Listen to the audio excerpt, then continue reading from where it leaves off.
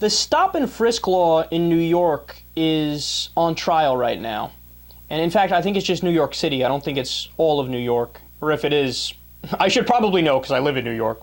But I don't think it's all of New York. I could be wrong on that, but I'm pretty sure it's just New York City. It is the most blatant unconstitutional law there is. I mean, it is the very definition of an unreasonable and illegal search. So to give you some specifics on this, 84% of the stops are black people and Latino people. Only a small percentage is white people, and it's completely disproportionate to what the society is at large.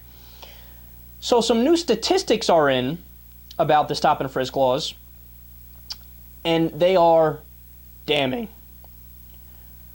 The likelihood a stop of an African-American New Yorker yielded a weapon was half that of white New Yorkers who were stopped. The NYPD uncovered a weapon in 1 out of every 49 stops of white New Yorkers. By contrast, it took the department 71 stops of Latinos and 93 stops of African Americans to find a weapon.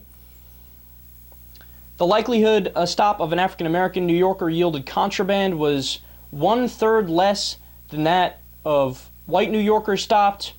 The NYPD uncovered contraband in 1 out of every 43 stops of white New Yorkers. By contrast, it took the department 57 stops of Latinos and 61 stops of African Americans to find contraband. Now, take these statistics. These are facts, right? Take your perception of what you thought might have been the case, you Republicans out there. Dismiss all the bullshit from your mind and all the nonsense that society has trained you to believe about minorities, and realize this is the reality. I love that, because you know damn well when I started out the beginning of that, how 84% of the stops are black and Latino.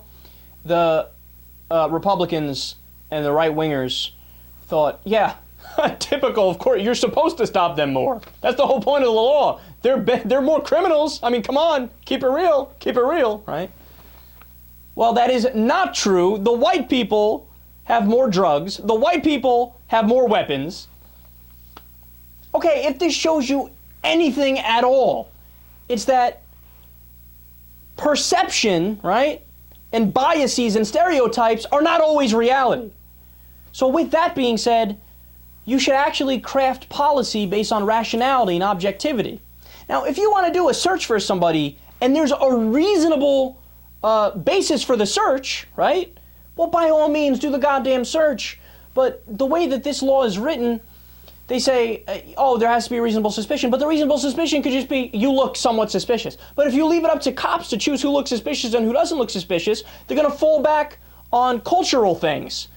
And they're going to be subject to their own biases and their own prejudices. And what happens? Certain groups are unfairly targeted.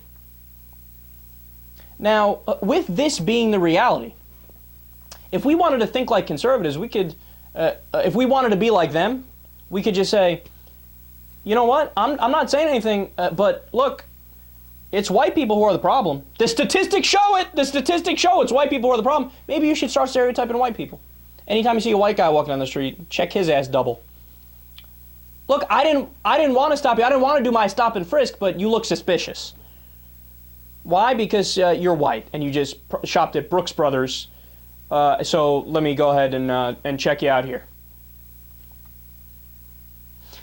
You realize when you flip the script, everybody flips out, right? Just like with the mass shootings, how a disproportionate percentage of the mass shootings are done by white people. So if you bring up, hey, maybe we should stereotype white people, they're doing the overwhelming majority of the mass shootings, what happens? People go, oh, you're crazy. What are you kidding me? You're going to indict an entire race of people based on the actions of a few? That's kind of our point.